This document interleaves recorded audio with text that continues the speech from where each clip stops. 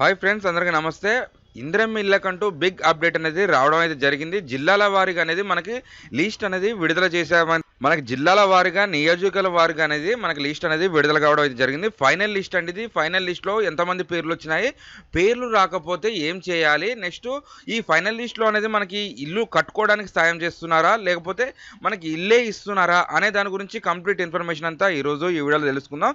అసలు ఈ లిస్ట్ ఎక్కడ డౌన్లోడ్ చేసుకోవాలి, ఎక్కడ తెచ్చుకోవాలి, ఎక్కడ మనం ఈ లిస్ట్లో అనేది పేర్లు మనది చూసుకోవాలి అనే దాని గురించి అయితే మనం ముందు చూసుకుందాం. మనం వీడియో స్టార్ట్ చేసే ముందు ఎవరైనా మన ఛానల్ ఫస్ట్ టైం చూస్తున్నట్టయితే సబ్స్క్రైబ్ చేసుకోండి, పక్కన ఉన్న బెల్ ఐకాన్ క్లిక్ చేసుకోండి. ప్రభుత్వానికి సంబంధించిన ఎటువంటి పథకాల గురించైనా మన ఛానల్ అనేది వీడియోస్ రావడం జరుగుతుంది.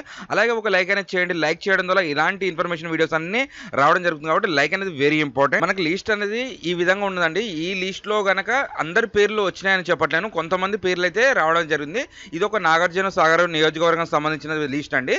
ఈ లిస్ట్ మీరు అనేది తెలుసుకోవాలనుకుంటే మాత్రం ఖచ్చితంగా గ్రామ పంచాయతీలో సెక్రటరీ గారిని అయితే కలవాలి, లేదా మీరు ఎంపీడీఓ ఆఫీసర్ అయినా కలవాలి. వాళ్ళు దగ్గర కలిస్తే తప్ప మనం అయితే ఇది మన సెల్ఫ్ గా అనేది డౌన్లోడ్ చేసుకోవడం అయితే రాదు. దీంట్లో ఏ విధంగా నేమ్స్ వచ్చినాయంటే మనకి ఇక్కడ నియోజకవర్గం పేరు, డిస్టిక్, విలేజ్ నేము, జీపీ నేము, నెక్స్ట్ వచ్చిన తర్వాత మీకు అప్లికేషన్ ఐడి అంటూ ఉంటుంది. ఇక్కడ చూసుకోండి, అప్లికేషన్ ఐడి, మీ పేరు, మీ క్యాస్ట్, మీకు ఏ విధంగా సంబంధించిన ఇల్లులు ఉన్నాయి అనే దాని గురించి అయితే మిగతా సంబంధించింది వచ్చింది.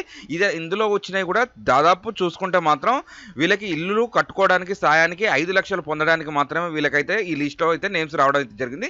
ఇది ఒక విలేజ్లో అయితే 30 ఇల్లులు అనేది రావడం అయితే జరిగింది. ఆ 30 ఇల్లులు కూడా కట్టుకోవడానికి సాయం తప్ప మనకి ఇందులో అయితే మనకి ఇల్లులు వచ్చినట్టయితే చూపించలేరు. వీళ్ళు అనేది కూడా 5 లక్షలు సాయం చేస్తున్నారంట. ఆ 5 లక్షలు కూడా ఏ విధంగా చేస్తారు అనే దాని గురించి అయితే ఇప్పుడు చూసుకుందాం. మనం 5 లక్షల సాయం చూసుకున్నట్టయితే మన బేస్మెంట్ లెవెల్ దాటిన తర్వాత 1,00,000 రూపాయలు వస్తుంది.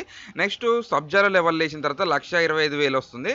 నెక్స్ట్ గోడల లెవెల్ లేచిన తర్వాత మనకు 1,75,000 రూపాయలు వస్తుంది. ఇల్లంతా పూర్తిగా అయిన తర్వాత మరో 1,00,000 రూపాయలు వస్తుంది. ఇదంతా కంప్లీట్ అయిపోయిన తర్వాత మనకి 5 లక్షల సాయం అనేది కూడా వీళ్ళు చేస్తున్నాం అనేసి కూడా చెప్పడం అయితే జరుగుతుంది. కొత్తగా ఇల్లులు రావాల్సిన దాని నెక్స్ట్ లిస్ట్లో అయితే రావడం జరుగుతుంది. మీకు ఈ లిస్ట్లో కనుక నేమ్స్ రాకపోతే ఇప్పుడు ఎలా కంప్లైంట్ ఇచ్చుకోవాలి, ఎలా కంప్లైంట్ రేజ్ చేసుకోవాలి అనే దాని గురించి అయితే ఇప్పుడు చూసుకుందాం. గూగుల్కి వెళ్ళేసిన తర్వాత తెలంగాణ ఇందిరమ్మ ఇల్లు హౌసింగ్ అని మరి టైప్ చేసిన తర్వాత మీకు అనేది ఈ సైట్ అనేది రావడం జరుగుతుంది. ఇక్కడికి వచ్చిన తర్వాత మీరు గ్రేవెన్స్లైనా కంప్లైంట్ చేసుకోవచ్చు, లేదా డైరెక్ట్ కస్టమర్ కేర్కి అనేది కాల్ చేసి మీ ప్రాబ్లమ్స్ అనేది చెప్పుకోవచ్చు. ఇప్పుడు మీ అధికారులు, మీ ఊళ్ళో అధికారులు మీరు వినట్టయితే మీరు డైరెక్ట్గా మీ హెల్ప్ లైన్, ఇక్కడ మోర్ ఆప్షన్ ఉంటుంది చూడండి, దీని కింద కాంటాక్ట్ అని ఉంటుంది. ఆ కాంటాక్ట్ అనేది ఓపెన్ చేసుకోండి. ఇక్కడ హెల్ప్ లైన్ నెంబర్ అని ఉంటుంది.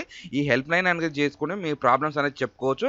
నెక్స్ట్ ఎమ్మెల్యే పరంగా, సర్పంచ్ పరంగా, మీ గ్రామ సెక్రటరీ పరంగా కూడా వాళ్ళు ఏమైనా ఇబ్బందులు పెట్టినట్టయితే కూడా వీళ్ళకి అనేది కూడా కంప్లైంట్ రేజ్ చేసుకోవచ్చు. ఆ తర్వాత అధికారులు అనేది మీకు కాల్ చేసి ఏ విధంగా మిమ్మల్ని ఇబ్బంది పెడుతున్నారు అనే దాని గురించి వెరిఫికేషన్ చేసిన తర్వాత మీకు ఏ విధంగా ఇల్లు లేకున్నా కానీ, మీకు ఇల్లు లిస్ట్ రాలేదా, ఇల్లు లేకున్నా కానీ అసలు వీళ్ళు ఆప్షన్ పెట్టలేరా, లేదా సర్వే అనేది మంచి చేయలేరా అనే దాని గురించి అయితే కంప్లీట్గా వాళ్ళకి అనేది కూడా మీరు చెప్పుకుంటే అధికారులు అనేది కూడా మీకు సాయం చేయడం అయితే జరుగుతుంది.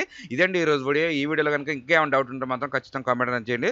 దాని గురించి కూడా వీడియోస్ అయితే చేయడం జరుగుతుంది. Thanks for the